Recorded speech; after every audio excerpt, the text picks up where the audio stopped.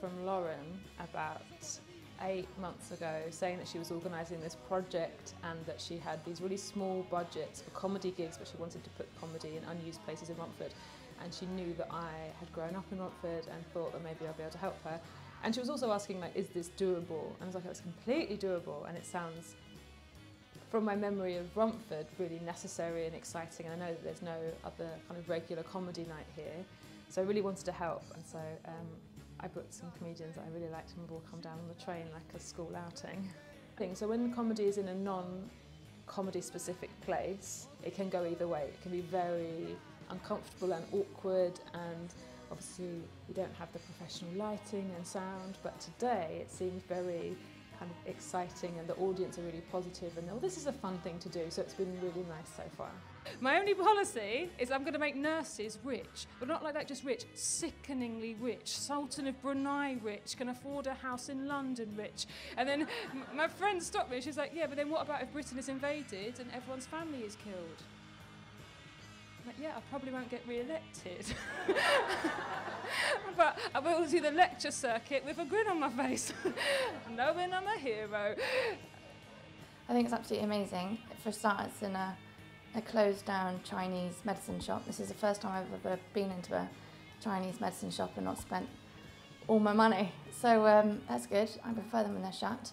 The gig's absolutely amazing. It's completely overflowing. People are right out into the corridor of the shopping mall, and they're really up for it, and they're really friendly and laughing a lot. I'm very excited to be married now because I'm ready to have a baby. Do we have any parents in?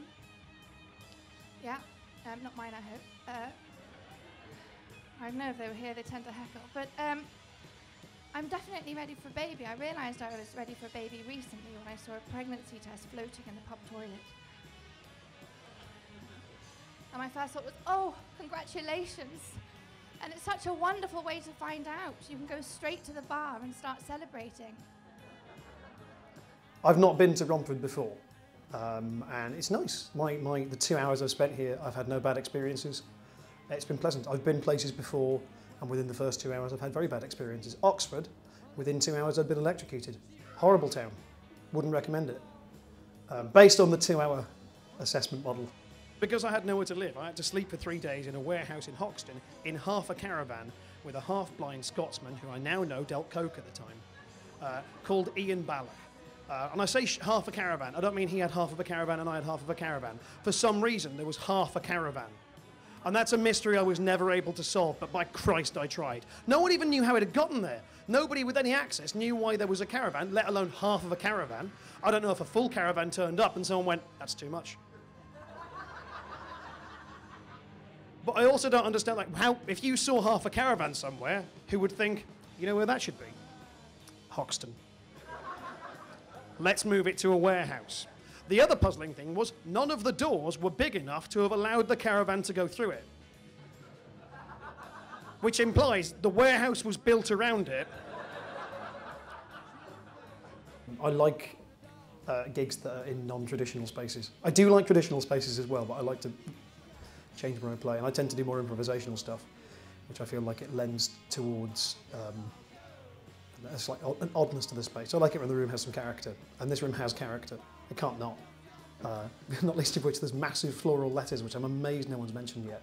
But I used to talk a lot about, I split up with my fiancé, for him, and I did bang on a lot about that, but I don't really feel like talking about it anymore because like it's boring now for me. But and also I'm really happy, and oh my God, guess who's getting married again? Woo! Yeah, he is. So, that's true. He's getting married, and they've got a baby on the way. But I'm happy for him because I don't want a bloody baby. There's a problem. People don't believe you when you're born because they think women want to get married every bloody week. No, thank you. I've got a dragon's outfit and a lot of time on my hands. Right, listen to what everybody else has said. It's better advice than mine, but my thing would be fail and then do it again, because that's how humans learn. But a lot of people, I think, start off, have a bad experience and then never go back to it. But the best thing I've figured out is that failure isn't a bad thing. You've just learned a way to not tell a joke or something that doesn't work, so you try it a different way. And there's millions of ways to do this. and you'll have your own style, but you won't know what that is for a while. So screw up for a bit and then learn from that and then do whatever it is you do. We have a Comedians Guild now, which has information on its website about how to start a gig, because actually you don't need very much, you don't need to charge very much money, especially because when comedians at the beginning of their career, you want stage time, so people might gig for expenses if they're an open spot, or for a small amount of money if they're kind of in the first few years of their career. So actually you need to charge, like with this, like £4 or £5 on the door. That's half the price of going to the cinema for your audience, and they get a really live experience. You need to have alcohol, so it's great if the venue is a bar or a pub with a room above or below. But other than that, you need a microphone, basic PA and a bright light, and then you're ready.